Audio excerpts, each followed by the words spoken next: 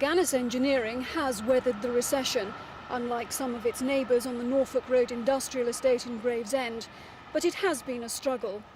In 1991, instead of coming out of recession, we nosedived.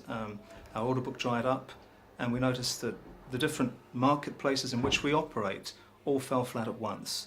As a result of that, the expansion that we had experienced during the 80s would increase turnover nearly 5 times during the 80s, meant that last year we suffered our first downturn in trade for over a decade, and our sales fell by about 25% last year.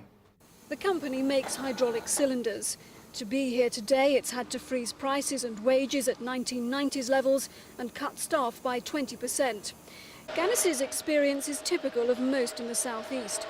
A new survey by the accountants Pricewaterhouse and the University of Surrey reveals that almost half the region's companies report reduced sales and profits compared to 1991. More than half have already laid off workers, and 1 in 5 say more will have to go. But the economic turmoil of the last few days has brought a spark of hope. The effective devaluation of the pound makes British exports cheaper, and Gannis is already looking at breaking into the German market.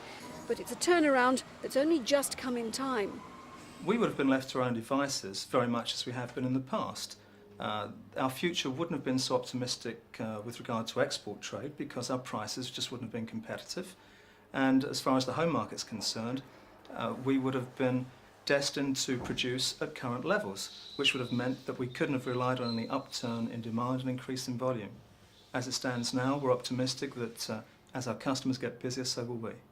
Although the future for this firm looks a little brighter today, management say interest rates must come down by at least 2% for optimism to be turned into reality. This is Mary Marr in Gravesend for Thames News.